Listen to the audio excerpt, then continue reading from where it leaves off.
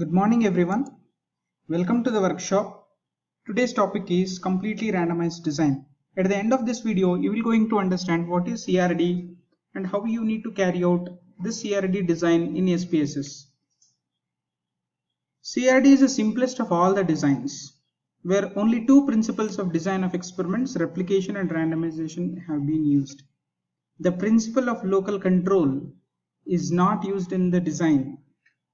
So principle of local control will focus on reduction in the experimental error of any particular design.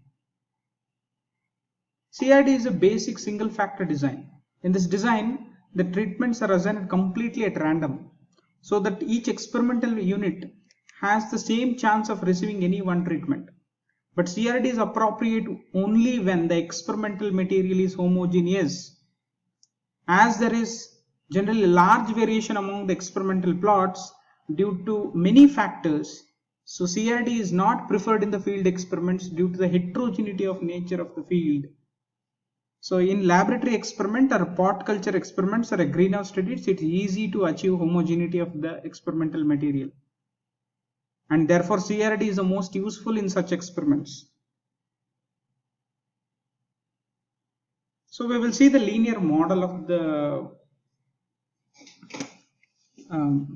the design. So here Yij is equal to mu plus Ai or alpha I plus epsilon ij. So yield is equal to mu plus treatment plus Eij. So here we have only one element to focus on, that is treatment effect.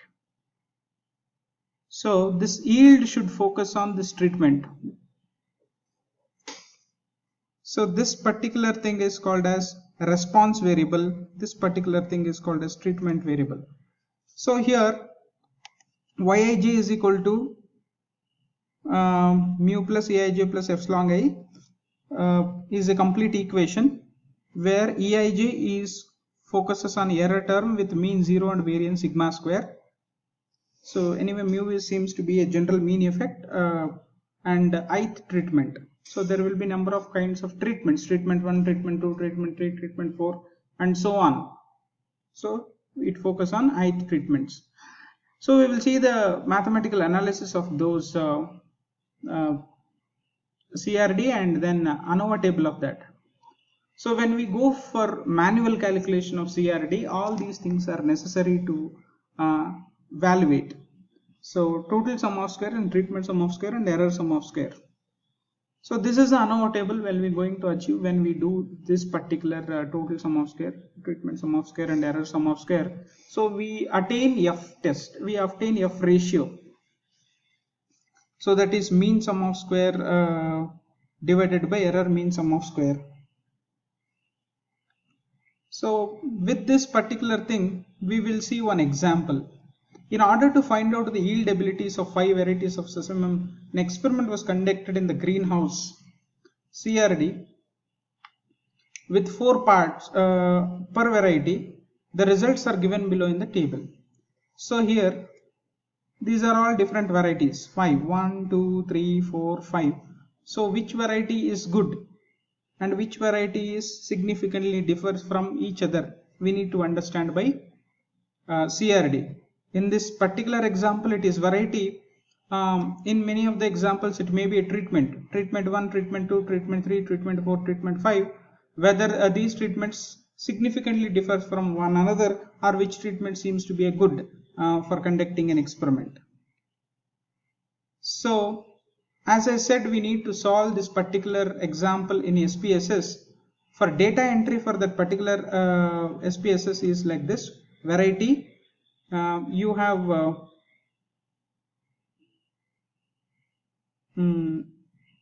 so 5 varieties and then 4 values each, that is 4 replications, 1, 2, 3, 4. So you need to enter in this particular form. After entering into the data, and when we go for the analysis, you will going to obtain these two as an output. Out of this, we are interested in a significant value. We are interested in variety.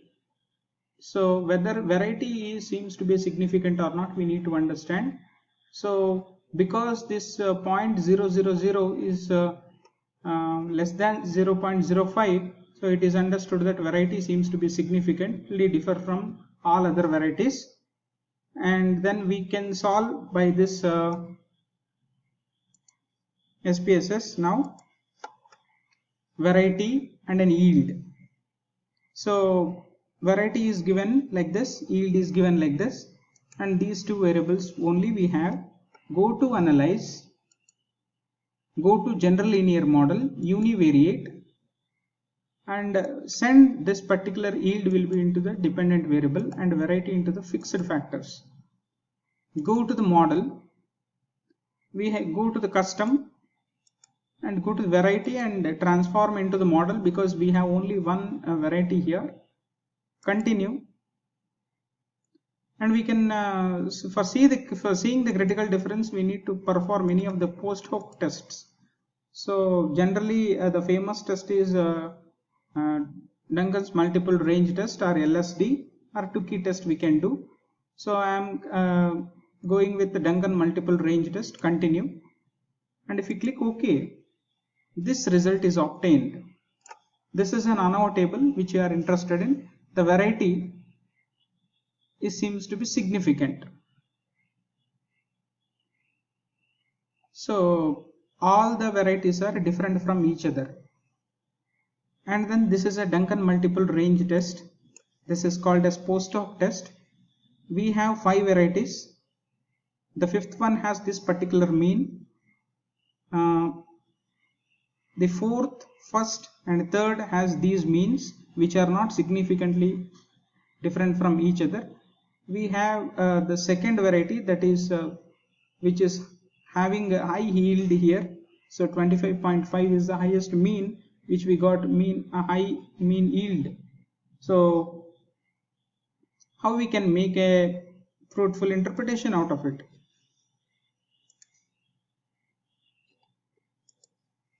So what actually we have claimed in the null hypothesis H0?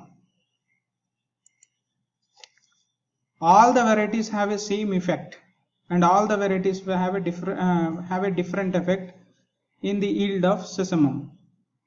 So the condition is that if the significance obtained greater than 0.05, H0 is accepted. If the significance obtained less than 0.05, H0 is rejected. So for varieties, significant value is equal to 0.000. So that means that it is less than 0.05, so that H0 is rejected, H1 is accepted. So in other words, the varieties have significant effect on yield of sesamum. So we have conducted the post hoc test also. The varieties, the mean yields of the second variety is highest. So hence the variety this particular variety is good for cultivation of sesamum, for getting the good yield. So this is what we need to suggest for the farmers.